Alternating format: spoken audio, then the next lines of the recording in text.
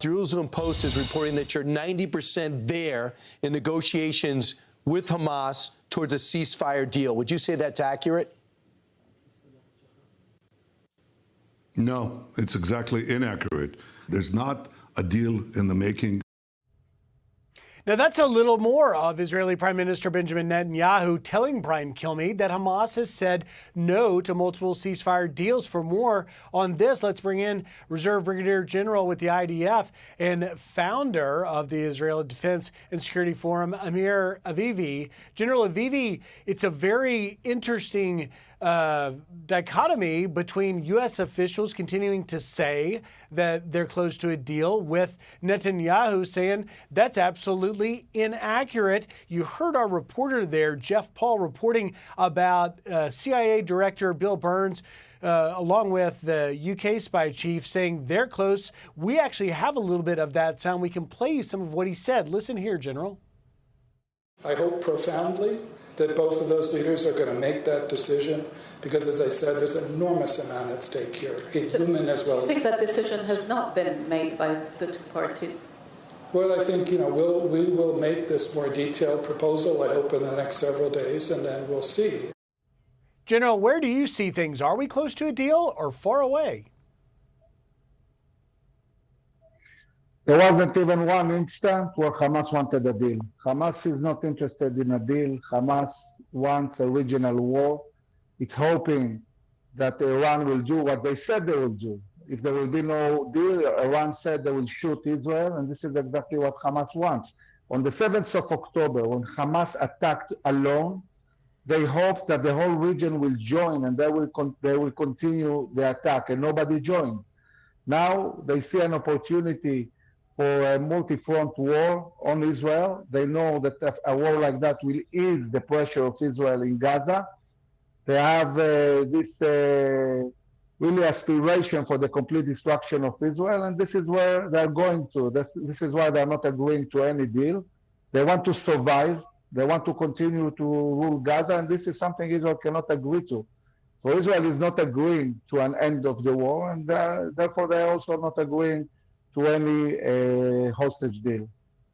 General Avivi, I want to take our viewers back, if we can, to that live shot in Tel Aviv's Hostage Square. You can see on a nightly basis now the population there rallying, frustrated that there is no ceasefire deal yet, and understandably so, the passion we're seeing playing out. But you heard in Jeff Paul's report there that one of the sticking points may be this Philadelphia Corridor. Now, Netanyahu has said that's the gateway for Iran into Gaza, and it can't be negotiated. But do you believe that is the case, that this one strip of land is maybe the sticking point here, and how do we get through this?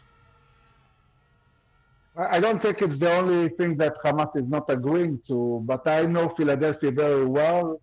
I was the combat engineer officer of the Gaza Strip and also the deputy division commander of the Gaza Strip. And I can say that Philadelphia is crucial. There are tens of thousands of rockets and thousands of militants in the Sinai Peninsula waiting to go into Gaza and reinforce Hamas.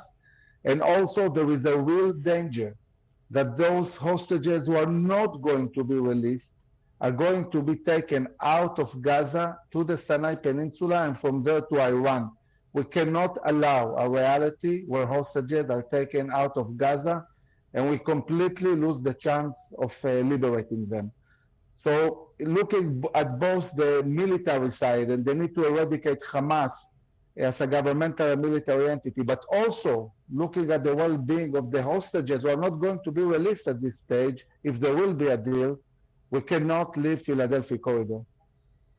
In general, 101 hostages you mentioned there, and it's a great perspective to understand that the IDF is worried some of them could be taken through that Philadelphia Corridor out of Gaza. But many of the families holding up signs there in Tel Aviv in these live protests happening now are the faces of some of those hostages that remain. Last question for you, just can you give us a sense for just how much political pressure now is this creating inside Israel?